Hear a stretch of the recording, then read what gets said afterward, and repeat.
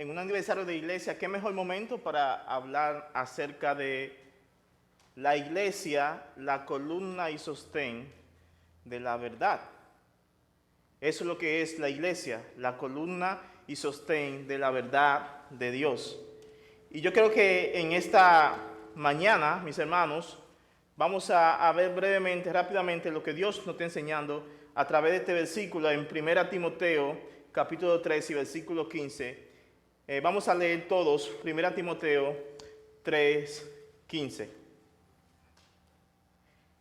Dice, pero en caso de que me tarde, te escribo para que sepas cómo debe conducirse uno en la casa de Dios, que es la iglesia del Dios vivo, columna y sostén de la verdad. Introduciendo un poquito, hablando del contexto, Pablo escribió esta carta a su hijo en la fe, Timoteo. Timoteo era un joven pastor de una iglesia, posiblemente en la iglesia de Éfeso. Y este joven pastor Timoteo, Pablo escribió esta carta con el propósito de que su hijo en la fe, Timoteo, supiera cómo corregir algunos asuntos que estaban pasando en la iglesia y cómo la iglesia debía de comportarse, cómo la iglesia debería de caminar. Es por esto que Pablo le escribe esta carta a Timoteo con ese propósito, para que sepa cómo resolver algunos errores que habían en la iglesia. Ahora, otra cosa más. Pablo tenía en su mente, Pablo, él iba a visitar a Timoteo. Él quería visitarlo, como bien dice aquí en el versículo 14. Pero como nosotros, al igual que Pablo, nosotros no sabemos qué va a pasar mañana. No sabemos. Puede ser que Pablo estaba planeando ir a visitar a Timoteo, pero podría ser que no llegara. Podría ser que Pablo no pudiera ir a Timoteo, porque Pablo, al igual que nosotros, depende de la providencia de Dios.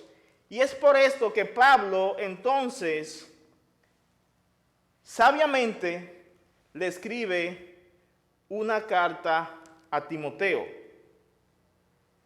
Pablo le escribe una carta a Timoteo para que él supiera cómo debe conducirse en caso de que él no fuera. Eso ahí está en el versículo 14. En este versículo 14.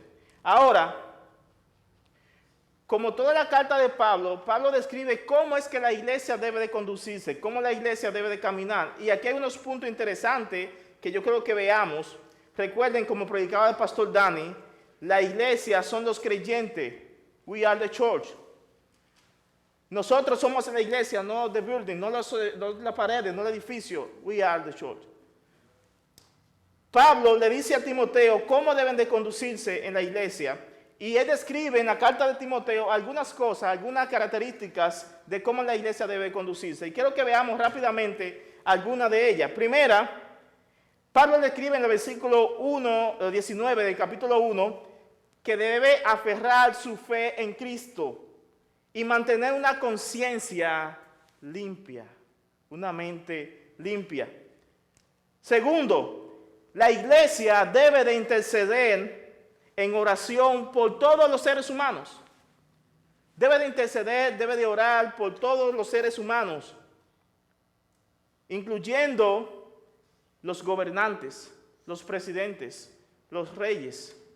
Debe de orar por ellos. ¿Para qué?